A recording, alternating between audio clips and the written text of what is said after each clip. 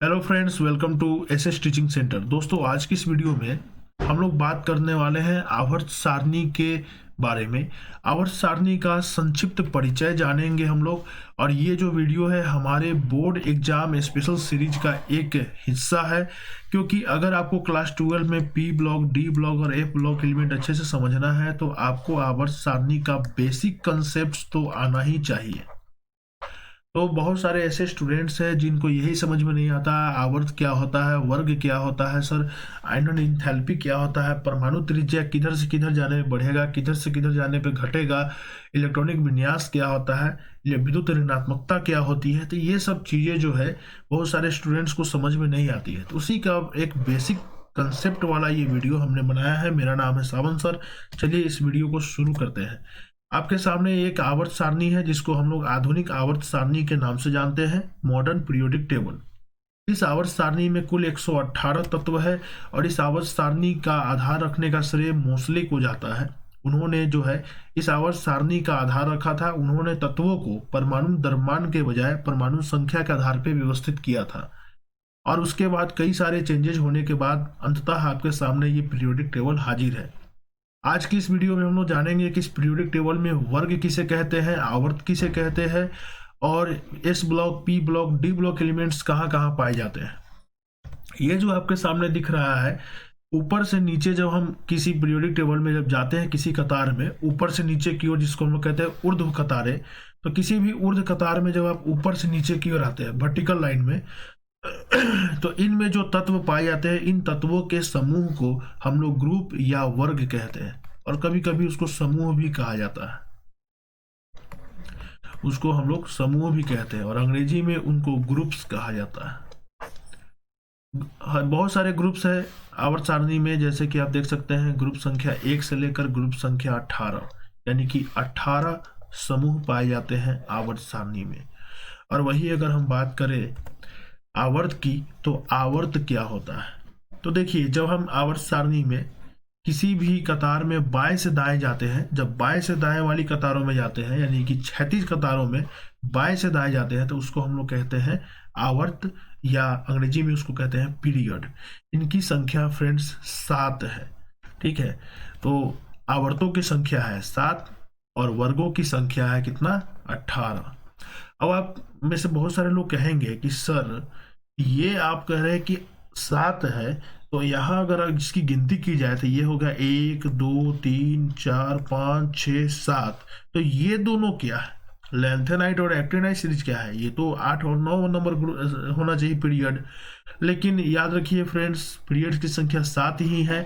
और जब आप गौर से देखोगे तो 6 नंबर पीरियड में ही 57 से 71 वाले तत्वों के लिए, जिनकी परमाणु संख्या 57 से 71 हो, उनके लिए स्थान यहाँ छोड़ा गया है और उनको जो है यहाँ से यहाँ न लिख कर, चूंकि पीरियोडिक टेबल बहुत बेढंगा हो जाता, उसको अलग से दिखा दिया जाता है।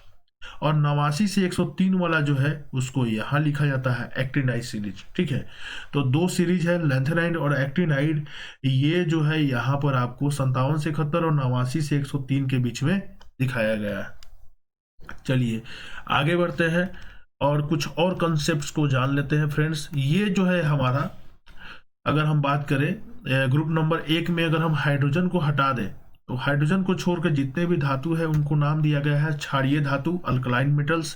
उसी तरह से ग्रुप नंबर 2 की अगर हम बात करें तो उसमें जितने भी धातु है बेरिलियम से लेकर रेडियम तक, उनको नाम दिया गया है क्षारीय मृदा धातु, यानी अल्कलाइन अर्थ मेटल्स। और इस की बात करें, इन तत्वों की अगर हम बात करें, इस एरिया की बात करें, तो इस एरिया में जो पाए जाने वाले धातु है उनका नाम दिया गया है संक्रमण धातु, ट्रांजिशन एलिमेंट्स। और अगर हम इस एरिया की बात करें तो इस एरिया में जो हमारा ग्रुप नंबर 16 है उनका नाम है चैल्कोजेन। और ये जो हमारा ग्रुप है ग्रुप नंबर 17, उनका नाम है हैलोजन। हैलोजन ग्रुप को बहुत ही अच्छे से ध्यान से देख लीजिए, उसको याद रखिएगा, बहुत ही इंपॉर्टेंट है दोस्तों। हैलोजन ग्रुप में पहला सदस्य है फ्लोरीन, फिर है क्लोरीन, ब्रोमीन और फिर है आयोडीन।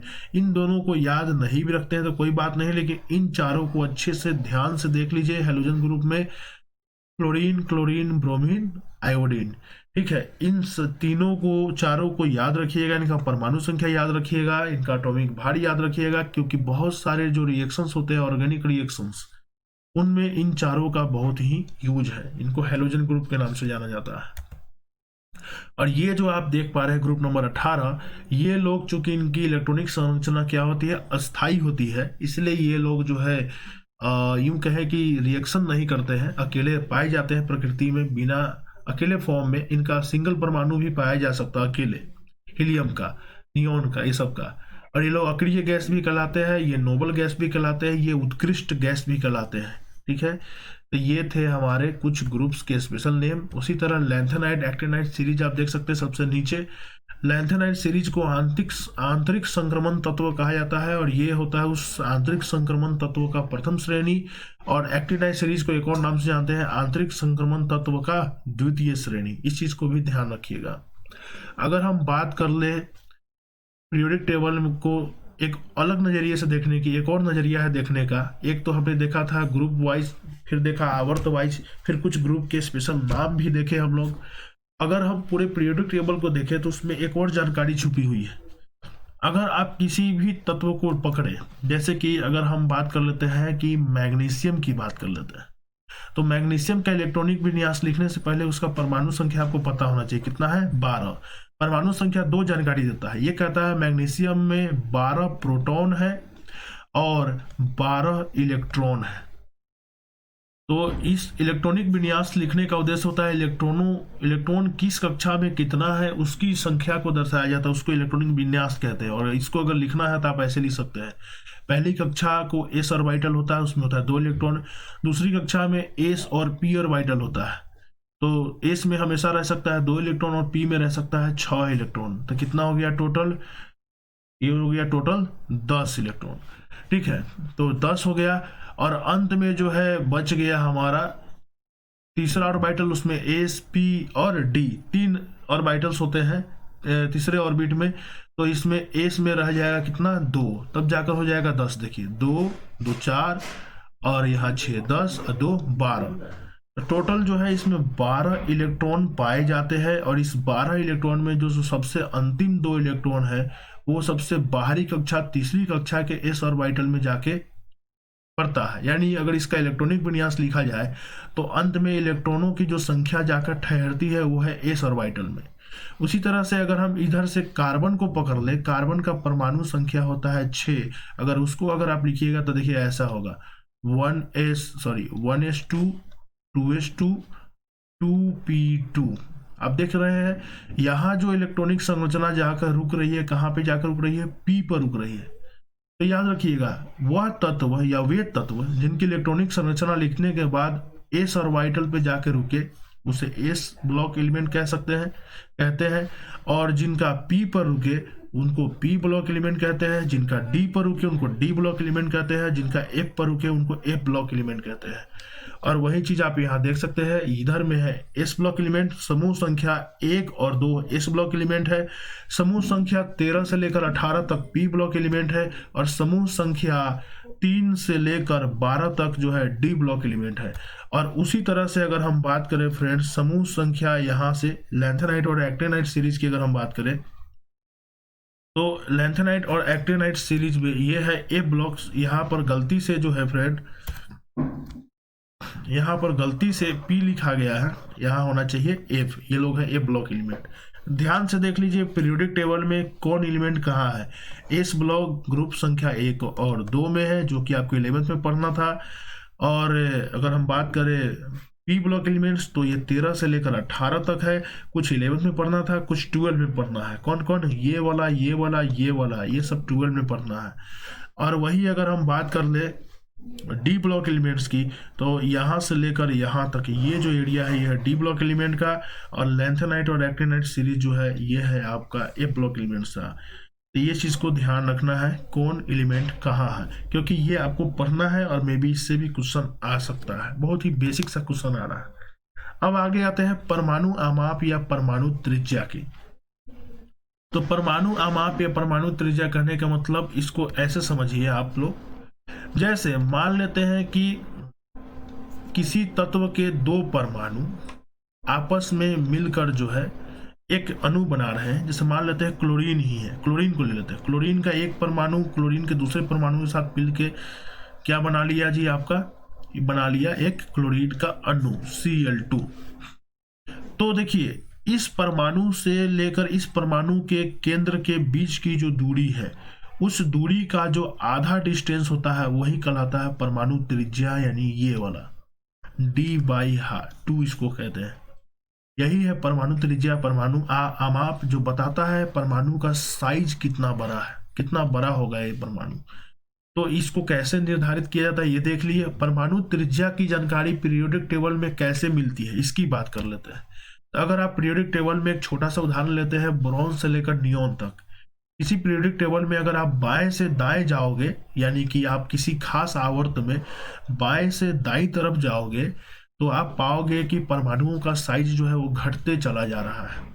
इस चीज को याद रखिएगा। सुनने में थोड़ा अजीब लगता है क्योंकि आप तो कहेंगे सर यहाँ तो परमाणु का साइज बढ़ना चाहिए था क्योंकि इसका एटॉमिक नंबर भी बढ़ रहा है, मतलब इलेक्ट्रॉनों की संख्या बढ़ रही है। परंतु दोस्तों यहाँ पे उल्टा होता है। यहाँ होता क्या है कि बाएं से दाएं जब जाते हैं तो परमाणु की जो साइज है वो घटते जाती है। क्यों घटते जाती है? क्योंकि धीरे धीरे जो है परमाणु संख्या बढ़ती है, और परमाणु संख्या बढ़ने के साथ साथ जो है उसके अंदर पाए जाने वाले प्रोटॉनों की संख्या बढ़ती है, और प्रोटॉनों की संख्या बढ़ने के कारण, प्रोटॉनों और न्यूट्रॉनों की संख्या बढ़ने के कारण, मतलब उसमें धनावेश और ऋणावेशों के बढ़ने के कारण उनके बीच लगने वाला जो बल है वो ज़्यादा स्ट्रांग होते चला जाता है। इस कारण से परमाणु में संकुचन होने लगता है और इसके कारण इसका साइज कम होते जाता है। इसके पीछे आप यूं एक लॉजिक दे सकते हैं, कूलॉम का नियम। कूलॉम ने बोला था दो आवेशों के बीच लगने वाला बल दोनों आवेशों के गुणनफल के परिमाण के समानुपाती होता है। मतलब एक परमाणु में दो आवेश होते हैं, एक होता है प्रोटॉन और न्यूट्रॉन। प्रोटॉनों और न्यूट्रॉनों की संख्या समान होती है। तो जैसे मान लेते हैं ऑक्सीजन की इसमें 8 प्रोटॉन है, इसमें 8 इलेक्ट्रॉन है, और नाइट्रोजन की इसमें 7 प्रोटॉन है और 7 इलेक्ट्रॉन है। इन दोनों का गुणनफल हो जाएगा 49 उसका परिमाण, और इन दोनों के गुणनफल का परिमाण हो जाएगा 64। अब देखिए इन दोनों में कौन सी राशि बड़ी है? 64। मतलब इन दोनों के बीच लगने वाला बल ज्यादा है, स्ट्रॉन्ग है। इस कारण से परमाणु में संकुचन ज्यादा होता है। कक्षाओं पे जो है नाभिक की पकड़ ज्यादा हो जाती है, इस कारण से छोटा होते चला जाता है। ये चीज आप ध्यान रखिएगा। आगे आते हैं आयनिक का माप या आयनिक त्रिज्या। इसमें बहुत सारे केसेस है। सबसे पहला केस देखेंगे, किसी एक ही तत्व के परमाणु को जब या तो इलेक्ट्रॉन दे दिया जाए या निकाल लिया जाए तब वो तत्व बन जाता है आयन। जैसे कार्बन को एक इलेक्ट्रॉन एक्स्ट्रा दे दिया जाए तो वो बन जाएगा कार्बोएनायन, और एक इलेक्ट्रॉन निकाल दिया जाए उससे तो एक इलेक्ट्रॉन की कमी हो गई तो बन जाएगा कार्बोकैटायन। तो एक ही तत्व के जब आयन हो तो उनकी आयनिक त्रिज्या या उनके आमाप या उनके साइज में क्या क्या रिलेशन होता है इसको देख लेते हैं। तो देखिए किसी भी तत्व के परमाणु का जो ऋणायन होता है उसका साइज परमाणु से बड़ा होता है, और जो धनायन होता है उसका साइज उसके न्यूट्रल परमाणु से छोटा होता है। इस चीज को गौर से ध्यान रखिए। कार्बन का जो नेगेटिव चार्ज वाला जो आयन है उसका साइज कार्बन से बड़ा होगा, और पॉजिटिव चार्ज वाला जो आयन है उसका साइज छोटा होगा। इसके पीछे सिंपल सा लॉजिक है। लॉजिक क्या है? लॉजिक यही है कि यहाँ जो कार्बन है इसमें 6 प्रोटॉन और 6 इलेक्ट्रॉन पाए जाते हैं, यानी कि जितना प्लस है उतना माइनस चार्ज है। यहाँ अगर आप देख सकते हैं तो प्रोटॉन नहीं निकलता है जल्दी, यहाँ पे है 5 इलेक्ट्रॉन, और यहाँ पे आप देख सकते हैं 6 प्रोटॉन हो जाएगा और यहाँ हो जाएगा 7 इलेक्ट्रॉन। यहाँ इलेक्ट्रॉनों की संख्या ज़्यादा होने के कारण जो है ये जो धनावेश है, धनावेश अच्छे तरीके से जो है कक्षाओं पे पकड़ नहीं बना पाते, इसलिए कक्षा बड़ी हो जाती है। यहाँ जो है दोनों की संख्या समान है तो प्रोटॉन और न्यूट्रॉन इलेक्ट्रॉन के बीच में आकर्षण बल काम करता है और कक्षाओं पे इसकी पकड़ रहती है। लेकिन उससे भी कम पकड़ इसकी, उससे भी ज्यादा पकड़ किसकी रहती है? इसकी, कार्बोकैटायन की। क्यों? क्योंकि इसमें नेगेटिव चार्ज की संख्या मात्र 5 है और पॉजिटिव चार्ज की संख्या 6 है। तो 5 इलेक्ट्रॉन होने के कारण, इलेक्ट्रॉनों की संख्या कम होने के कारण धनावेश भारी पड़ते हैं, और इस कारण से जो है इनके साइज में संकुचन आ जाता है। तो किसी खास तत्व के परमाणुओं में अगर हम आमाप की बात करें, परमाणु और आयनों के बीच में, तो किसी तत्व के परमाणु का ऋणायन का साइज उस तत्व के समान परमाणु से बड़ा, और धनायन का साइज जो है उससे छोटा होता है। उसी चीज को समझाने के लिए यहाँ पे एक फिगर दे दिया गया था। आगे आयनिक माप या आयनिक त्रिज्या की अगर हम बात करें, ठीक है, अगर किसी पीरियड में चले, हम आयनिक अमाप की बात किए एक ही तत्व के भिन्न भिन्न आयनों के बीच में, अगर अलग अलग तत्वों के अलग अलग आयन हो, भिन्न भिन्न आयन हो, तब क्या होगा। अब जैसे अगर हम बाएं से दाएं जाए किसी पीरियड में तो क्या होना चाहिए। तो देखिए जब हम बाएं से दाएं जाते हैं, जैसे कि ये वाला पीरियड जो है हमारा ग्रुप नंबर पीरियड नंबर 2, या इसमें सोडियम से लेकर एल्युमिनियम तक हम जा रहे हैं, उसके आगे तक नहीं जाते हैं क्योंकि ये लोग धनावेश बनाते हैं इलेक्ट्रॉन त्याग कर। तो सोडियम आयन से लेकर हम एल्युमिनियम आयन तक जाए तो इनका आमाप घटते चला जाता है। परमाणु अगर सोडियम परमाणु की बात करें और एल्युमिनियम परमाणु की, तो उनका भी साइज घटते जाता है अगर नॉर्मल स्टेट में भी होते तो। यहाँ हम देख रहे हैं ये लोग इलेक्ट्रॉन को त्याग भी दिए है, उसके बावजूद भी इनका साइज क्या होते जाएगा, कम होते जाता है। तो सीधा याद रखिएगा, किसी भी पीरियड में बाएं से दाएं जाने पर जो आयनों का साइज है वो क्या होता है, घटते चला जाता है। और वही अगर हम बात करें ऋणायनों की बात करें, आयनों में हम धनायन देख लिए, अब ऋणायन पे बात करते हैं। तो एक उदाहरण लिए हुए, एक पीरियड लिए है, उस पीरियड में दो तत्व लिए हैं, नाइट्रोजन और ऑक्सीजन। यहाँ नाइट्रोजन का परमाणु नहीं है बल्कि नाइट्रोजन का आयन, ऑक्सीजन और फ्लोरीन। यहाँ ऑक्सीजन का आयन है और यहाँ फ्लोरीन का आयन है। ऑक्सीजन पे है 2 माइनस, फ्लोरीन पे है 1 माइनस। अगर आप देख सकते हैं यहाँ एक डेटा दिया गया है, ऑक्सीजन के ऋणायन का जो साइज है वो है 1.40 आर्मस्ट्रॉन्ग और फ्लोरीन के ऋणायन का जो साइज है वो है 1.33 आर्मस्ट्रॉन्ग। एक आर्मस्ट्रॉन्ग का मतलब होता है 10⁻⁻10 मीटर। मतलब यहाँ जो ये साइज है ऑक्सीजन के एनायन का वो फ्लोरीन के एनायन से ज्यादा होगा। तो ये भी बात साबित हो गई कि किसी पीरियड में जब हम बाएं से दाएं जाते हैं तो धनायनों का भी साइज गिरता है और ऋणायनों का भी साइज गिरते चला जाता है। इस चीज का ध्यान रखिए, यानी आयनिक त्रिज्या का मान कम होते जाता है। आगे आते हैं परमाणु अमाप या परमाणु त्रिज्या की बात करते हैं, किसके केस में, वर्ग के केस में। अभी तक जो भी हम डेटा देख रहे थे वो डेटा हम लोग देख रहे थे इसके केस में, तो हम लोग देख रहे थे आवर्त के केस में। किसी आवर्त में बाएं से दाएं जाते हैं तो हम लोग को क्या क्या बढ़ते हुए मिलता है, हम लोगों को बढ़ते हुए मिलता है परमाणु की साइज, फिर बढ़ते हुए मिलता है परमाणु का साइज हमको घटते हुए मिलता है और आयन का साइज हमको घटते हुए मिलता है जब हम बाएं से दाएं जाते हैं। तो उसी तरह अगर किसी ग्रुप में हम ऊपर से नीचे आते हैं तो परमाणुओं का साइज एकाएक बढ़ता है। ये थोड़ा अजीब बात है, इसको ध्यान रखिएगा। जब हम पीरियड में बाएं से दाएं जाते हैं तो परमाणु का साइज घटता है, आयनिक त्रिज्या घटती है। लेकिन जब हम ग्रुप में ऊपर से नीचे आते हैं तो परमाणु की त्रिज्या क्या होती है, बढ़ते जाती है। जैसे ग्रुप नंबर 18 की बात करें तो हीलियम सबसे छोटा परमाणु होगा और सबसे नीचे जो तत्व है वो सबसे बड़ा साइज वाला होगा। ऐसा क्यों है, उसका उदाहरण दो तत्वों के परमाणु पे समझाते हैं। एक लेते हैं हीलियम और एक लेते हैं नियोन। ऐसा इसलिए है कि हीलियम के पास होता है 2 इलेक्ट्रॉन जो कि उसके पहली कक्षा में ही रह जाता है। नियोन के पास होता है 10 इलेक्ट्रॉन जिसमें 2 इलेक्ट्रॉन पहली कक्षा में और 8 इलेक्ट्रॉन दूसरी कक्षा में। तो चूंकि इसके पास ज्यादा इलेक्ट्रॉन है तो इसको उन इलेक्ट्रॉनों को रखने के लिए एक और कक्षा की आवश्यकता पड़ती है, दूसरी कक्षा की। इस कारण से आप गौर से देखिए, यहाँ बस एक ही कक्षा है तो इसका साइज बस इतना ही बड़ा हो जाएगा। इसका पास 2 कक्षा है तो इसका साइज थोड़ा बड़ा हो जाएगा। उसी तरह अगर हम आर्गन की बात करेंगे फ्रेंड्स, तो आर्गन के केस में एक और कक्षा आ जाएगा, यहाँ पर वो और बड़ा हो जाएगा, आर्गन का साइज इससे भी बड़ा हो जाएगा। तो ऊपर से नीचे जाने में क्या होता है कि चूंकि कक्षाओं की संख्या बढ़ती है इसलिए परमाणुओं का साइज बढ़ते जाता है।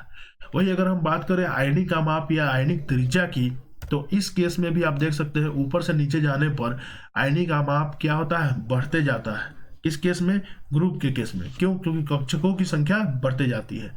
जब धनायन का मान बढ़ रहा है तो आप बेसिकली समझ सकते हैं ऋणायन का भी मान बढ़ेगा ही।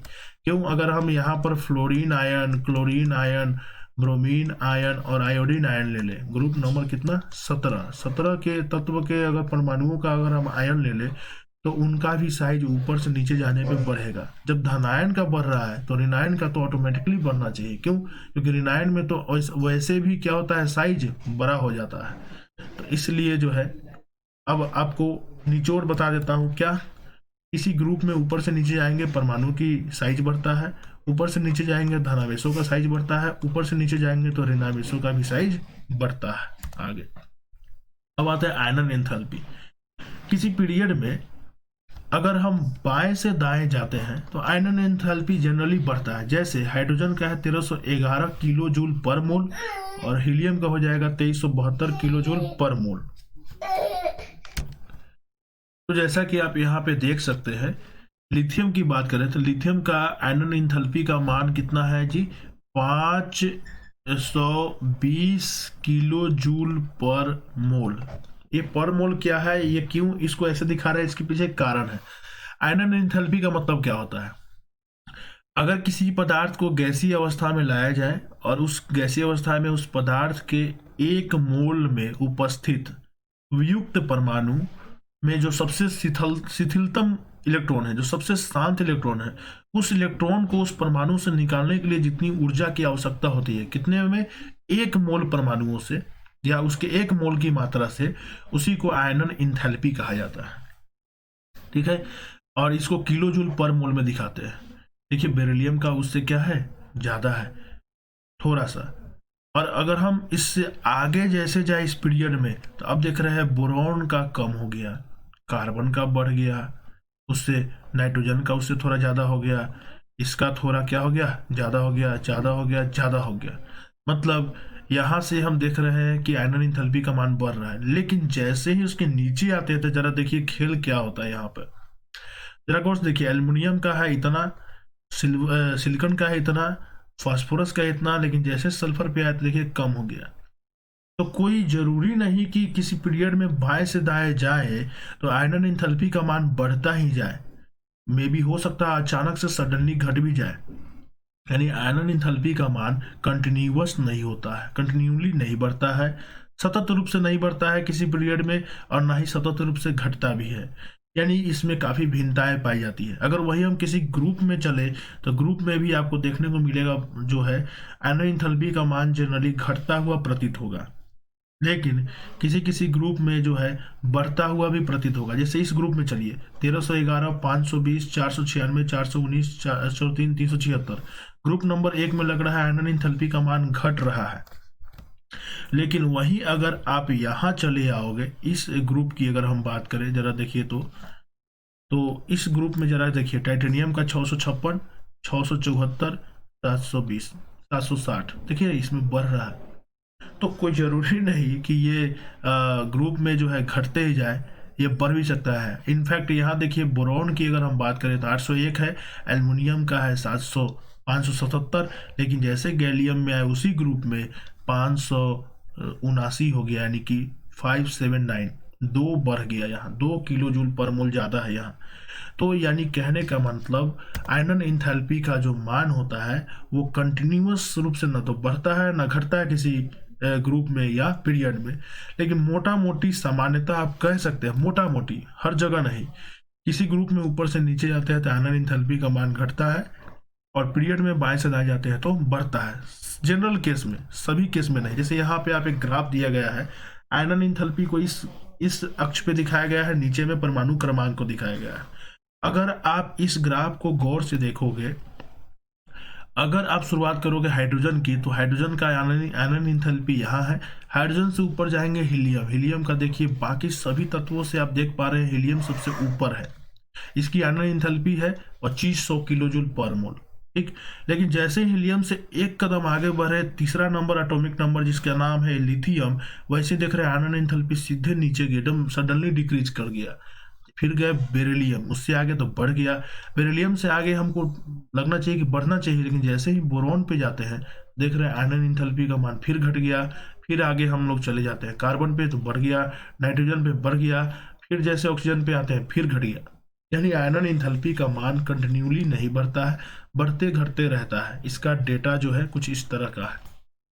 आगे आते हैं विद्युत ऋणात्मकता की अगर हम बात करें तो पूरे के पूरे पीरियोडिक टेबल में अगर आप चलोगे देखोगे तो आप देखोगे कि विद्युत ऋणात्मकता का मान बाएं से दाएं जाने पे बढ़ता है और किसी ग्रुप में नीचे से ऊपर जाने पर बढ़ता है। याद रखिएगा, जब भी विद्युत ऋणात्मकता का हम अध्ययन करेंगे तो हम लोग अक्रिय गैस को छोड़ देते हैं, ग्रुप नंबर 18 को छोड़ देते हैं, और जितने भी रेडियो एक्टिव एलिमेंट्स है उनको छोड़ के हम लोग बात करते हैं। पूरे पीरियोडिक टेबल में अगर आप विद्युत ऋणात्मकता के मान को अगर अच्छे से देखेंगे तो देखिए इस ग्रुप में देखिए इस पीरियड में देखिए लिथियम से अगर हम फ्लोरीन तक जाते हैं, समूह संख्या 2 की हम सॉरी पीरियड नंबर 2 की बात करें तो देखिए तो 1 से बढ़ते बढ़ते मान 4 तक जाता है। और उसी ग्रुप में अगर 17 नंबर ग्रुप की बात करें, ब्रोमीन से फ्लोरीन तक जाते हैं तो मान 2.5 से बढ़ते बढ़ते 4 तक। वही चीज इसके साथ कंपेयर कीजिए, ऑक्सीजन को जरा गौर से देखिए। ऑक्सीजन के नीचे है सल्फर, सल्फर का विद्युत ऋणात्मकता ऑक्सीजन से कम है, यानी कि यहाँ पे नीचे से ऊपर जाने पे यहाँ भी बढ़ रहा है और बाएं से दाएं जाने पे बढ़ रहा है। तो रिजल्ट क्या आया, अगर आप लोग वेक्टर पढ़े होंगे, वेक्टर का ही कंसेप्ट यहाँ लगा देते हैं। एक वेक्टर इधर जा रहा है और एक वेक्टर ऊपर जा रहा है, तो दोनों का रिजल्टेंट वेक्टर कैसा होगा, ऐसा डायगोनली होगा। मतलब ऐसे समझिए, विद्युत ऋणात्मकता का मान पीरियड में बाएं से दाएं जाने पे बढ़ता है, नीचे से ऊपर जाने में बढ़ता है। तो सबसे अधिक विद्युत ऋणात्मकता का घनत्व यानी जगह कहाँ पर होगा, तो पीरियोडिक टेबल के इस इलाके में, इस कोने में। ये जो कोना आप देख रहे हैं, ये सबसे अधिक विद्युत ऋणात्मकता वाले स्थान को प्रदर्शित करता है।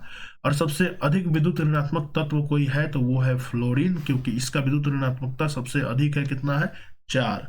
उससे कम किसका है, ऑक्सीजन का। उससे कम होता है नाइट्रोजन का, और फिर देख रहे हैं क्लोरीन का। ऐसे तो बहुत सारे बुक में लिखा रहता है फॉर्म सीधे फ्लोरीन, ऑक्सीजन, नाइट्रोजन, लेकिन हम उसमें उसको क्लोरीन को भी शामिल करेंगे। ये 4 तत्व ऐसे हैं पूरे 118 तत्वों में जो सबसे अधिक विद्युत ऋणात्मक तत्वों की श्रेणी में आते हैं। विद्युत ऋणात्मकता क्या होता है, इसको भी समझा देते हैं। जैसे जब कोई मान लेते हैं 2 परमाणु है ए और बी, दोनों मिलकर साझा बॉन्ड बना रहे हैं, मतलब कोवैलेंट बॉन्ड बना रहे हैं, तो वह परमाणु जो कोवैलेंट बॉन्ड में उपस्थित दोनों इलेक्ट्रॉनों को अपनी ओर झुकाने का प्रयास करता है, उस परमाणु को विद्युत ऋणात्मक परमाणु कहा जाता है। और ऐसा गुण विद्युत ऋणात्मकता कहलाता है। तो विद्युत ऋणात्मकता से तात्पर्य है सहसंयोजन बंध में उपस्थित इलेक्ट्रॉनों को अपनी ओर आकर्षित करने की क्षमता। ठीक है, तो ये फ्लोरीन की सबसे ज्यादा होती है, फिर ऑक्सीजन की, फिर नाइट्रोजन की, और फिर क्लोरीन की होती है। और अगर हम हैलोजन ग्रुप की बात करें तो हैलोजन ग्रुप में सबसे ज्यादा इलेक्ट्रोनेगेटिव होता है फ्लोरीन। चैल्कोजेन ग्रुप में जो होता है सबसे ज्यादा इलेक्ट्रोनेगेटिव कौन होता है, ऑक्सीजन। अगर हम बात करें क्षारीय धातुओं में तो सबसे ज्यादा इलेक्ट्रोनेगेटिव होता है कौन, लिथियम, और सबसे कम होता है कौन, सीजियम। अगर उसी में अगर हम क्षारीय अर्ध धातु में बात करें तो इसका होता है ज्यादा और बेरियम का होता है सबसे कम। और कार्बन की अगर बात कर लेते हैं, इसका परमाणु विद्युत ऋणात्मकता कितना होता है, 2.5 होता है। तो याद रखिएगा, पीरियड ऐसे चलने पर विद्युत ऋणात्मकता का मान घटता है, और ऐसे चलने पर, और उल्टा बोल दिया मैंने,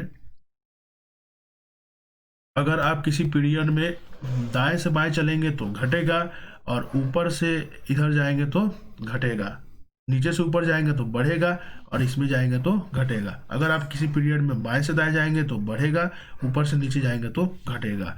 इस तरह से जो है हमने देखा पीरियोडिक टेबल से संबंधित कुछ महत्वपूर्ण टॉपिक्स को, कुछ कंसेप्ट्स को। और अब इसके बाद अगर आप पी ब्लॉक, डी ब्लॉक और एफ ब्लॉक एलिमेंट का अध्ययन करते हैं तो आपको जो है काफ़ी सहूलियत होगी ये चीज़ पढ़ते हुए। Thank you.